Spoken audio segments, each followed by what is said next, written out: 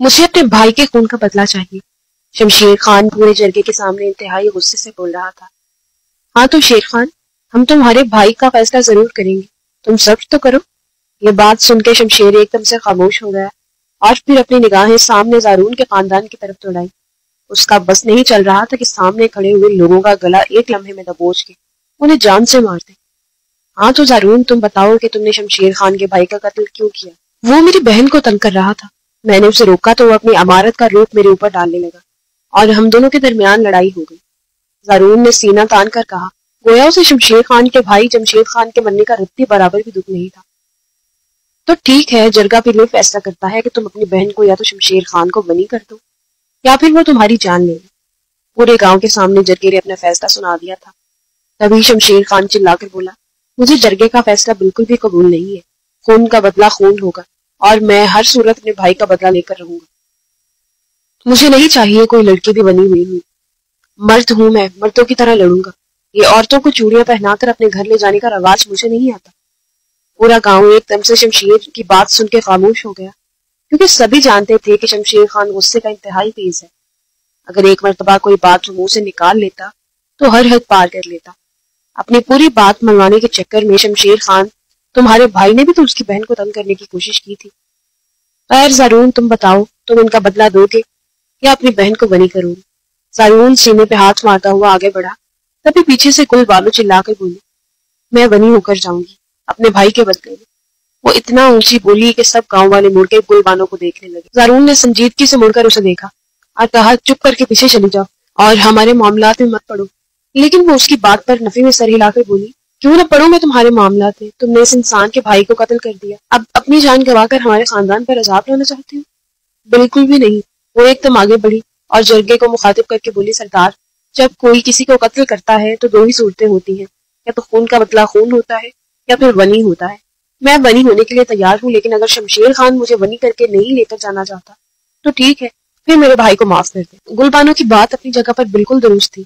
شمشیر کے گھر والے مسلسل اسے یہی کہہ رہے تھے کہ تم چپ کر کے اس لڑکے کو بنی کر کے لے آؤ، لیکن وہ بار بار ان کی بات میں نفی میں سر ہلاتے ہوئے بول رہا تھا، بالکل بھی نہیں، میں اس لڑکی کو بنی کر کے نہیں لاؤں گا۔ تقریباً 1-1.5 گھنٹہ دونوں خاندانوں کا وہاں پر فیصلہ کرنے میں لگ گیا تھا کہ آگے کرنا کیا ہے۔ خیر 1 گھنٹے بعد گل بانو اپنی بڑی سی چادر میں لپٹی ہوئی شمشیر خان کے پیچھے پیچھے جرگے سے جا رہی تھی، کیونکہ شمشیر خان نے اسے بنی کر لیا تھا لیکن ابھی تک نکاح نہیں کیا تھا۔ گل بانو کا دل بری طرح سے کانپ رہا تھا، لیکن پھر بھی وہ مضبوط قدم اٹھاتے ہوئے مسلسل الٹے سیدھے پتھروں میں پیر رکھتے ہوئے آگے بڑھ رہی تھی۔ جب وہ لوگ حویلی کے قریب پہنچے تو شمشیر خان نے باقی گھر والوں کو حویلی جانے کا کہا اور گل بانو کو اپنے پیچھے آنے کا اشارہ کیا۔ گل کا دل ایک لمحے کے لیے اتھل پتھل ہوا تھا، لیکن اپنے چہرے کے تاثرات پر قابو پاتے ہوئے اس نے دوپٹہ اچھی طرح سے اپنے سر پر لپیٹ کے ہاتھ میں پکڑ لیا اور پھر شمشیر خان کے پیچھے پیچھے چلنے لگی۔ بیٹے، کہاں لے کر جا رہے ہو اسے؟ واپس آؤ، نکاح کرو اس سے۔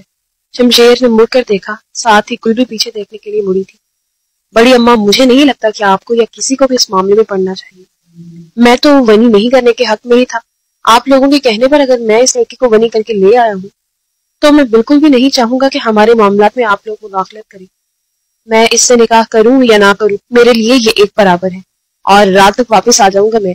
یہ بول کر شمشیر خان نے اپنی سرخ نگاہوں سے گل کو دیکھا اور ایک لمحے کے لیے تو وہ ڈری تھی، لیکن پھر اپنی نگاہیں جھکا گئی۔ چلو چپ کر کے میرے پیچھے پیچھے، اور خبردار جو تم نے بھاگنے کی کوشش کی تو ٹانگیں توڑ کے ہاتھ میں پکڑا دوں گا۔ بھاگنا تو دور کی بات، چلنے پھرنے کے قابل بھی نہیں رہو گی۔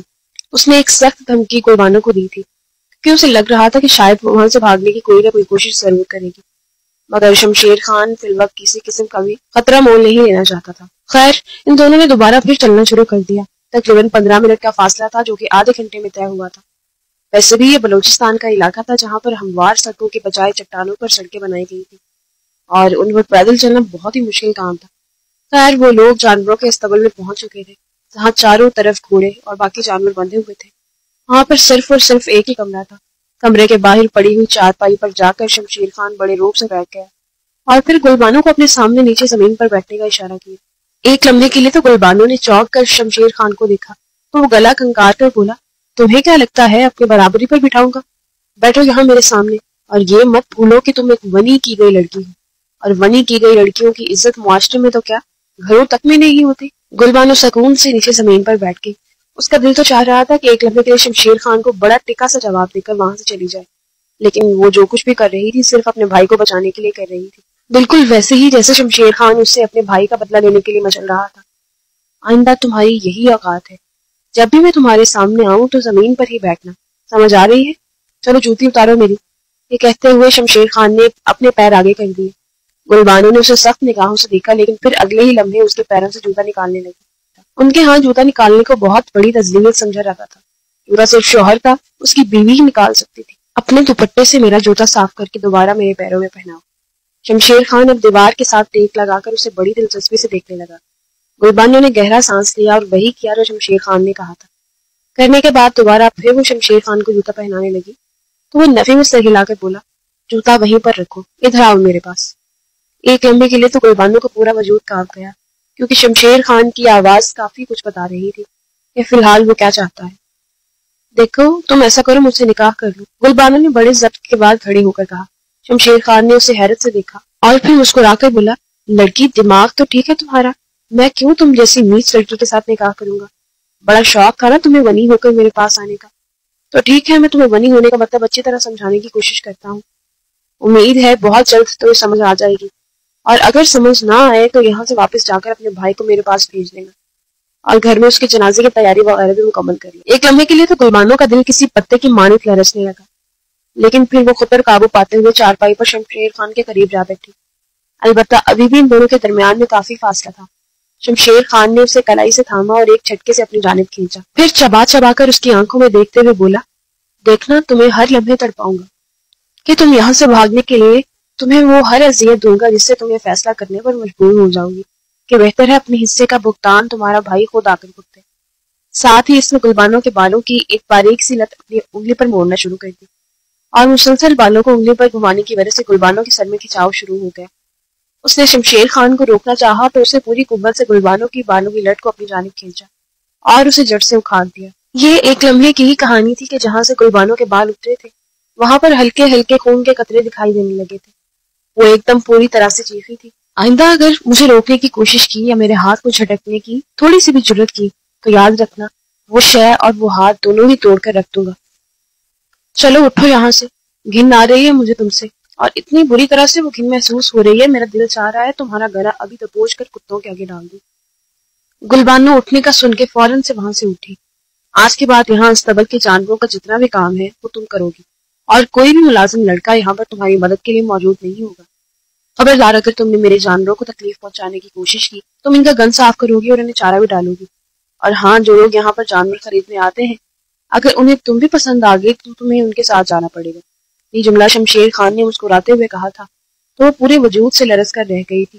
اس نے چونک کے شمشیر خان کو دیکھا، لیکن اس کے چہرے کے تاثرات ایک دم پتھر کے مانند سخت۔ اس نے چپ کر کے اپنا سر جھکا دیا، کیونکہ اب جو ہونا تھا وہ تو ہو چکا تھا۔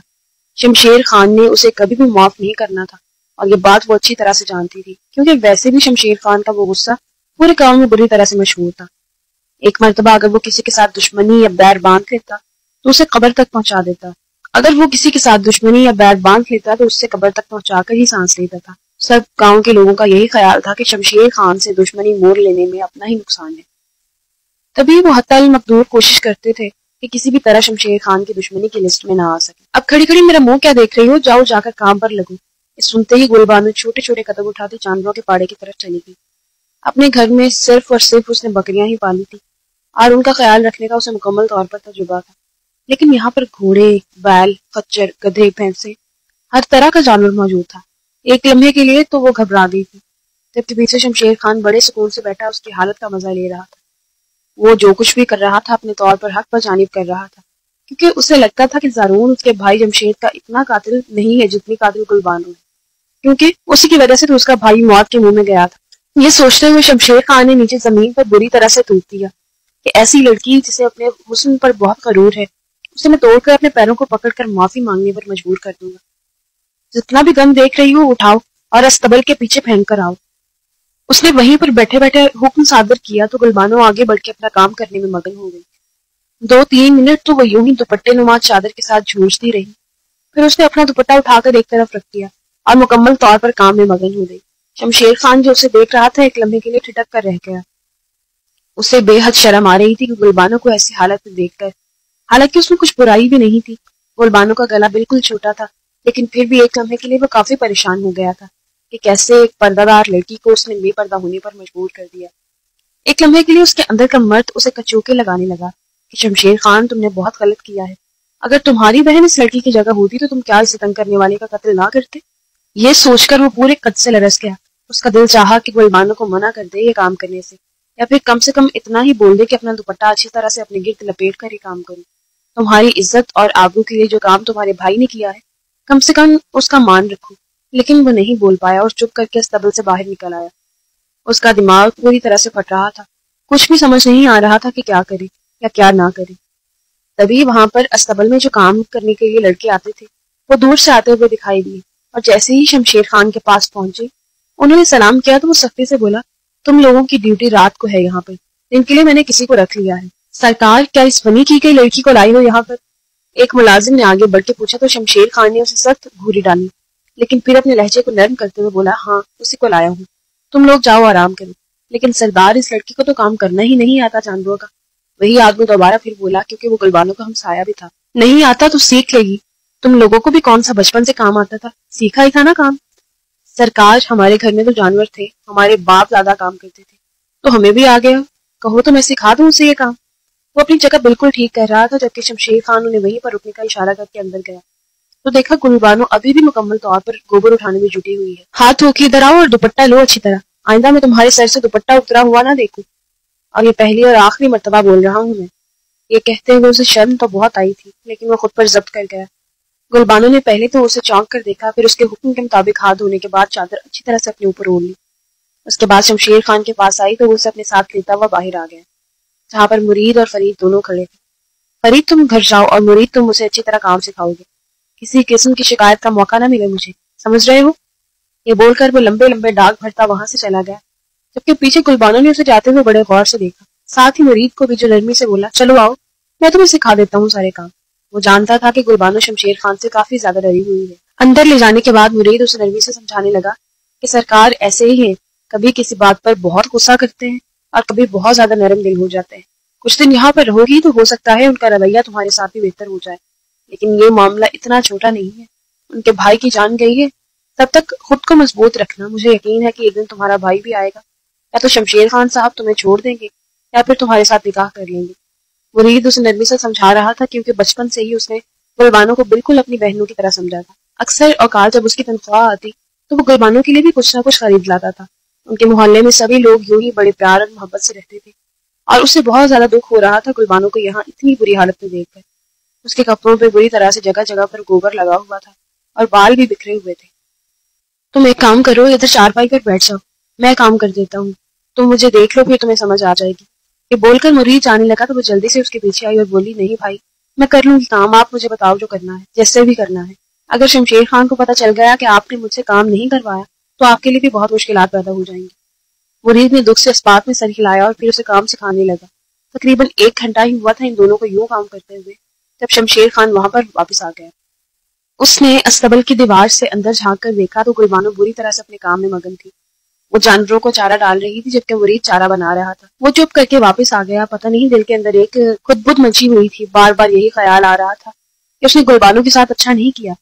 وہ تو مظلوم ہے، لیکن پھر جب دوبارہ اس کے بھائی کا مردار چہرہ اس کے سامنے آتا تو وہ پورے وجود سے کانپ جاتا، اور گلبانو کے لیے اس کے دل میں جتنی بھی نرمی پیدا ہوتی وہ ایک لمحے میں ختم ہو جاتی. وہ گھر واپس آ گیا تو سبھی گھر والے کافی پریشان تھے. اسے دیکھ کر بولے، کہاں لے کر گئے تھے تم اسے تو کندھے اچکا کر بولا، جہاں اس کے اوقات ہے.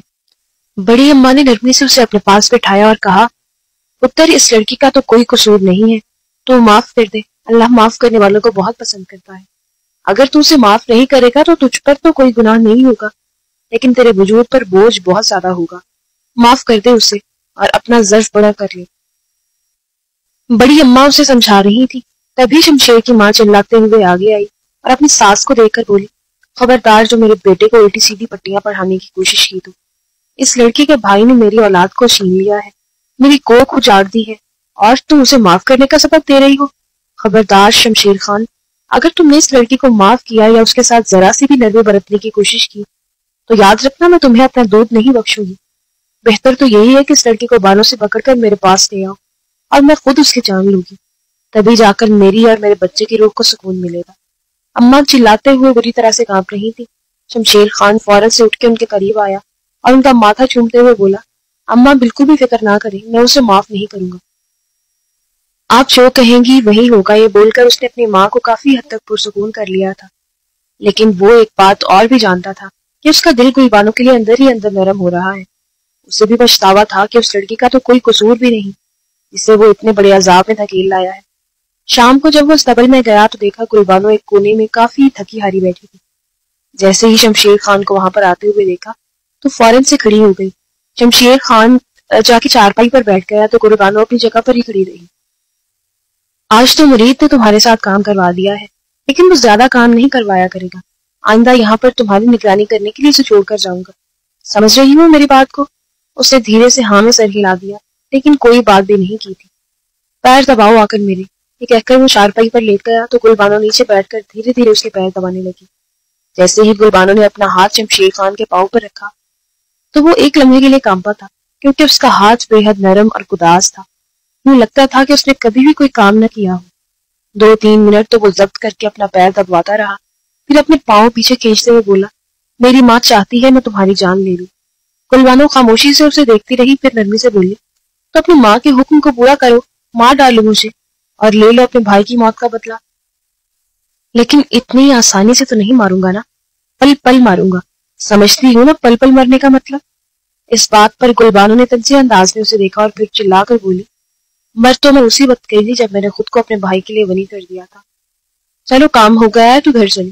یہ بول کر شمشیر خان نے آگے آگے چلنا شروع کر دیا، جبکہ وہ چھوٹے چھوٹے قدم اٹھاتی اس کے پیچھے چل رہی تھی۔ حالانکہ کمر اور پیروں میں بہت شدید قسم کا درد تھا، ایک قدم اٹھانا بھی اس کے لیے کافی محال ہو رہا تھا، لیکن جانا تو تھا۔ شمشیر خان وہاں سے باہر نکلتے ہی اپنی جیپ میں بیٹھ گیا اور گلبانو کو اپنے پیچھے چلنے کا اشارہ کرنے لگا۔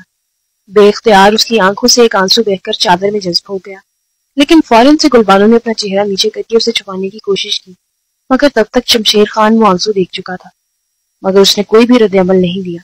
وہاں سے آنے کے بعد تقریباً 15 منٹ میں وہ لوگ حویلی واپس پہنچ چکے تھے۔ حویلی پہنچتے ہی شمشیر خان تو اپنے کمرے میں چلا گیا، جبکہ وہ برآمدے میں کھڑی ہو کر سوچ رہی تھی کہ اب کہاں جانا ہے یا کیا کرنا ہے۔ تبھی شمشیر خان کی ماں باہر نکلی اور اسے دیکھ کر سخت لہجے میں بولی، میرے گھر میں کیا کر رہی ہو تم؟ دفع ہو جاؤ یہاں سے۔ وہ کافی ڈر گئی تھی۔ تبھی شمشیر خان دوبارہ واپس آیا اور اپنی ماں کو دیکھتے ہوئے بولا، اماں جو کام کروانا چاہتی ہو کرواؤ، جیسا بدلہ لینا چاہتی ہو لو، میں چاہتا ہوں کہ تمہارے دل میں ٹھنڈک پڑ جائے۔ پورا دن یہ جانوروں کو کام کیا کرے گی اور رات کو جو کام تم چاہو اسے کروا سکتی ہو۔ یہ بول کر شمشیر خان نے بڑے غور سے گلبانو کو دیکھا تو چہرہ نیچے کیے کھڑی تھی، کیونکہ وہ رات کو اسے باہر نہیں رکھ سکتا تھا۔ اماں نے اسے دیکھا اور پھر بڑے تحقیرانہ انداز میں بولی، چل لا کر میرے پیر دبا، اور پھر اپنے کمرے میں لے گئی۔ لیکن کمرے میں جاتے ہی جیسے گلبانو نے ان کے پیر پر ہاتھ رکھا تو اماں نے اسے غور سے دیکھتے ہوئے کہا، اپنے لیے مصیبتیں کیوں پالی ہیں؟ مرنے دیتی اپنے بھائی کو؟ وہ چپ کر کے دباتی رہی، اس نے کوئی بھی جواب نہیں دیا۔ میں کیا پوچھ رہی ہوں؟ بہتر یہی ہے کہ کل اپنے گھر واپس چلی جاؤ اور اپنے بھائی کو بھیج دو، کیونکہ اسے مارے بغیر نہ تو مجھے چین آئے گا نہ ہی شمشیر کو، لہٰذا اپنی زندگی برباد مت کر۔ اب کے بار اماں کا لہجہ نرم تھا۔ شمشیر نے میرے ساتھ نہ صرف بدتمیزی کی تھی بلکہ میرا دوپٹہ اتار کر اچھال دیا تھا۔ ان کے پیر دباتے ہوئے وہ سنجیدگی سے بولی، تو اس میں اتنی بڑی بات نہیں تھی کہ تیرا بھائی میری اولاد کو جان سے مار دیتا۔ جلر پھینکے تھے میرے بھائی کے آگے آپ کے بیٹے نے ایک رات گزارنے کے لیے۔ وہ اسے مسلسل منع کرتا رہا کہ آپ لوگ بڑے ہو، صاحب ہو، یہاں کے ہم لوگ غریب ہیں، ہم لوگ یہ سب کچھ برداشت نہیں کر سکتے۔ ایک دفعہ اگر میری بہن آپ کے ساتھ چلی گئی تو وہ پورے گاؤں میں بدنام ہو جائے گی۔ مگر وہ نہیں رکا، اس نے جب میرے گریبان پر ہاتھ ڈالنے کی کوشش کی تو میرے بھائی نے اس کی جان لے لی۔ یہ باتیں اس نے نہ پنچایت میں بتائی تھی نہ ہی شمشیر خان کو، صرف اس ماں کو بتائی تھی جو اپنی اولاد کو بہت ہی بے قصور سمجھتی تھی۔ وہ سر نیچے کیے مسلسل بول رہی تھی۔ اماں نے اس کی بات کا کوئی بھی جواب نہیں دیا اور خاموشی سے اپنا سر دیوار کے ساتھ ٹکا دیا۔ انہیں گلبانو کے دبانے سے بہت زیادہ سکون مل رہا تھا۔ ہاتھ پہ دباؤ میرے۔ گلبانو نے آگے بڑھ کے جیسے ہی ان کے ہاتھ کی نبض تھامی تو نرمی سے بولی، یرکان کب سے ہے آپ کو؟ اماں نے چونک کر گلبانو کو دیکھا۔ وہ کافی حیران تھی کیونکہ کسی کو بھی نہیں پتا تھا کہ انہیں کالا یرکان ہے۔ انہوں نے یہ بات گھر والوں تک سے چھپا رکھی تھی۔ پھر گلبانو تک کیسے پہنچی؟ تمہیں کیسے پتا؟ حکیم کی بیٹی ہوں، اب اتنا تو پتا ہوگا نا۔ اماں نے گہرا سانس لیا اور خاموش رہی۔ میں یہاں پر آپ کی خدمت کرنے کے لیے موجود ہوں، جو کام کہیں گی کرنے کے لیے تیار ہوں، کیونکہ میں چاہتی ہوں میرے بھائی نے زیادتی کی ہے، عزت تو پھر لوٹ آتی ہے، اگر انسان ایک دفعہ چلا جائے تو واپس لوٹ کر نہیں آتا۔ میں امید کرتی ہوں کہ آپ اپنا بدلہ مجھ سے لیں گی، کیونکہ میں اپنے بھائی کے لیے میدان میں کود پڑی ہوں اور جیتے بغیر یہاں سے نہیں جاؤں گی۔ چلی جاؤ اب یہاں سے، انہوں نے اپنی آنکھیں بند کیے ہوئے کہا۔ گلبانو سکون سے اٹھی اور چھوٹے چھوٹے قدم اٹھاتے کمرے سے باہر نکل آئی۔ سب گھر والے اپنے اپنے کمروں میں موجود تھے۔ وہ چپ کر کے برآمدے کی چارپائی پر سونے کے لیے لیٹ گئی۔ حالانکہ رات کو کافی خنکی ہو گئی تھی، لیکن پھر بھی وہاں لیٹنے کے علاوہ اس کے پاس کوئی چارہ نہیں تھا۔ اگلے دن صبح ہی اس کی آنکھ کھل گئی تو دیکھا بڑی اماں برآمدے میں بیٹھی قرآن پاک پڑھ رہی تھی، اور قرآن پاک کی آواز سے ہی اس کی آنکھ کھلی تھی۔ وہ ایک دم سے اٹھ کر بیٹھ گئی تو بڑی اماں نے اسے غور سے دیکھا اور بولی، بیٹی نماز پڑھ لو۔ میرے کپڑے ٹھیک نہیں ہیں، اس نے کپڑوں کی جانب اشارہ کیا، اور کل کا پورا منظر اس کی آنکھوں کے سامنے گھوم گیا تھا جب وہ جانوروں کا گوبر اٹھا کر پھینک رہی تھی۔ ادھر آؤ میرے پاس۔ بڑی اماں نے اسے اپنے پاس بلایا اور وہ جا کر ان کے پیروں میں بیٹھ گئی۔ بیٹی پریشان نہیں ہو، مشکل وقت ہے، ہم سب پر ہی ختم ہو جائے گا۔ میں جانتی ہوں جمشید کی تربیت اچھی نہیں تھی، بہت سی خواتین نے آ کر شکایت کی تھی کہ وہ انہیں تنگ کرتا ہے۔ میں جانتی ہوں کہ تمہارے بھائی نے اسے بے وجہ نہیں مارا ہوگا، لیکن میرے ہاتھ بندھے ہوئے ہیں، میں جتنی یہاں پر تمہاری وکالت کروں گی پھر بھی ناکام ہی رہوں گی۔ بہتر ہے خود کو مضبوط بناؤ اور ان حالات سے لڑنے کی کوشش کروں۔ تمہیں کوئی بھی مسئلہ یا پریشانی ہو تو آ کر مجھے بتا دینا۔ شمشیر بھی اچھا ہے، بس غصے کا تھوڑا تیز ہے، لیکن دل کا بہت نرم ہے، کیونکہ چھوٹا بچہ ہو۔ سمجھ رہی ہو نا میری بات کو؟ یہ بات سن کے پہلی مرتبہ تھا کہ گلبانو دھاڑے مار مار کر رونے لگی۔ بڑی اماں دھیرے سے اس کے سر میں ہاتھ پھیرتے ہوئے اسے خاموش کرانے کے بجائے تسلی دیتی رہی، کیونکہ وہ جانتی تھی کہ ایک مرتبہ اگر گل اچھی طرح دل کھول کر رو لے گی تو کافی ہلکی ہو جائے گی۔ تبھی شمشیر خان اپنے کمرے سے باہر نکلا اور بڑی اماں اور گلبانو کو یوں بیٹھے ہوئے دیکھ کر وہیں پر رک گیا۔ ان دونوں کو ہی احساس نہیں ہوا تھا کہ شمشیر بھی برآمدے میں کھڑا ہوا ہے۔ بڑی اماں، یہاں پر سب لوگ بہت اچھے ہیں، میں جانتی ہوں، لیکن آپ لوگوں کا بھی تو بڑا نقصان ہوا ہے۔ لیکن جتنا بھی بڑا نقصان ہوا ہو، میں اپنے بھائی کو تو یہاں پر پیش نہیں کر سکتی۔ بڑی اماں نے نرمی سے اس کے بالوں میں ہاتھ پھیرا اور بولی، پتر میں جانتی ہوں، میں سب کچھ جانتی ہوں، یہ بھی جانتی ہوں کہ جمشید کیسا تھا، لیکن اب تو وہ اس دنیا میں نہیں رہا، بلکہ میں کیا سبھی گھر والے اس کی اصلیت کو جانتے ہیں۔ چل آجا، میں تجھے اپنا کو جوڑا دیتی ہوں، وہ پہن کر نہا دھو لی۔ بول کر بڑی اماں اسے اپنے ساتھ کمرے میں لے گئی، جبکہ پیچھے شمشیر کافی گہری سوچ میں پڑ چکا تھا۔ بڑی اماں کی بات اپنی جگہ پر بالکل ٹھیک تھی، بلکہ وہ بھی کئی مرتبہ جمشید کو ایسی حرکتوں سے روک چکا تھا۔ ان کے پورے خاندان میں کوئی بھی مرد عورتوں کے لیے اتنا نہیں مرتا تھا جتنا جمشید۔ وہ تو جھاڑی پر پڑا ہوا کپڑا بھی اٹھا کر ضرور دیکھتا تھا کہ نیچے کوئی عورت تو نہیں ہے۔ ایک لمحے کے لیے شمشیر کا پورا بدن کانپ گیا، یوں لگ رہا تھا کہ وہ ناحق اس لڑکی کو یہاں پر بنی کر کے لایا۔ دل تو چاہتا تھا کہ اسے واپس گھر بھیج دے، لیکن پھر اماں کا سوچ کر رک جاتا تھا۔ اگر اس نے گلبانو کو واپس بھیج دیا تو اماں کو سنبھالنا اس کے لیے کافی مشکل ہو سکتا تھا۔ وہ چپ کر کے نیچے آ گیا اور اپنے کاموں میں مگن ہو گیا۔ گلبانو نے بھی کپڑے وغیرہ تبدیل کیا اور جا کر اماں کے کمرے کا دروازہ بجانے لگی۔ انہوں نے دروازہ کھولتے ہی جیسے گلبانو کو دیکھا تو سختی سے بولی، کیوں میرا دن برباد کرنے کے لیے آ گئی ہے تو؟ دوائی لائی ہوں آپ کے لیے، خود بنائی ہے، صبح صبح جڑی بوٹیوں کی جا کر بنائی ہے، ہفتہ کھا کر دیکھیں گی تو فرق محسوس ہوگا۔ یہ بول کر وہ کمرے کے اندر آنے لگی تو اماں نے اسے آنے سے منع کر دیا۔ پھر وہ نرمی سے بولی، میں جانتی ہوں کہ آپ کا دکھ بہت بڑا ہے، میں آپ کا دکھ تو کم نہیں کر سکتی، لیکن جو مجھے آتا ہے وہ تو کم کرنے کی کوشش کر سکتی ہوں نا۔ اللہ پر یقین کر کے یہ دوائی گرم دودھ کے ساتھ کھا لیں، یہاں پر رکھ کے جا رہی ہوں، کیونکہ میں جانتی ہوں کالے ارکان کی تکلیف بہت زیادہ ہوتی ہے۔ یہ بول کر وہ چلی گئی اور کچھ دیر بعد واپس آئی تو ہاتھ میں گرم دودھ کا گلاس تھام رکھا تھا۔ اماں نے چپ چاپ وہ دوائی دودھ کے ساتھ کھا لی۔ اس دن کے بعد شمشیر بھی اسے اپنے ساتھ استبل نہیں لے کر گیا تھا۔ وہ پورا دن گھر کے چھوٹے موٹے کاموں میں مگن رہتی اور اماں کا بھی مکمل طور پر خیال رکھ رہی تھی۔ ایک ہفتے کے اندر اندر واقعی میں انہیں کافی حد تک فرق پڑ چکا تھا۔ شمشیر خان جیسے ہی گلبانو کو دیکھتا تو نگاہیں چرا کر وہاں سے چلا جاتا۔ اس دن جب گلبانو نے بتایا کہ ان کا یرکان ٹھیک ہو رہا ہے تو اماں کو یقین نہیں آیا۔ وہ اپنے حکیم کے پاس گئی تو حکیم نے بھی وہی بات بتائی کہ آپ کے یرکان کو کافی فرق ہے۔ وہ واپس آئی تو گلبانو کچن میں کھانا بنا رہی تھی اور شمشیر برآمدے میں بیٹھا بڑی اماں کے ساتھ بات کر رہا تھا۔ گلبانو باہر آؤ۔ جیسے ہی باہر آئی تو اماں نے شمشیر کو نرمی سے دیکھا اور بولی، شمشیر تم بھی جانتے ہو اور میں بھی جانتی ہوں کہ جمشید کیسا تھا۔ اگر یہاں پر تم ہوتے تو تم وہی کرتے جو گلبانو کے بھائی نے کیا تھا۔ پورا ہفتہ مجھے چین کی نیند نہیں آئی۔ جب میں اس معصوم لڑکے کی شکل دیکھتی ہوں تو میرا دل کٹ کے رہ جاتا ہے۔ کون سے انجانے گناہوں کی سزا کاٹ رہی ہے وہ، بیٹے مجھے اس سے کوئی بھی گلہ نہیں ہے، میں نے اس کے بھائی کو بھی اپنی اولاد کے خون کے لیے معاف کیا اور میں چاہتی ہوں کہ تم بھی اسے معاف کر دو۔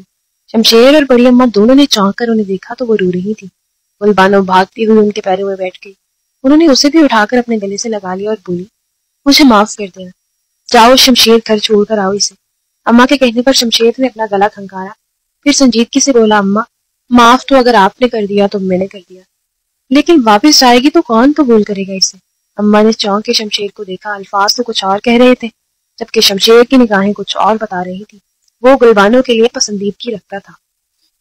شمشیر گلبانو کو گھر چھوڑ کر آؤ، اس کے گھر والوں کو یہ بھی بتا دینا کہ ہم لوگ بہت جلد باقاعدہ رشتہ لے کر ان کے گھر آ رہے ہیں اور انکار کسی طور بھی نہیں سنیں گے۔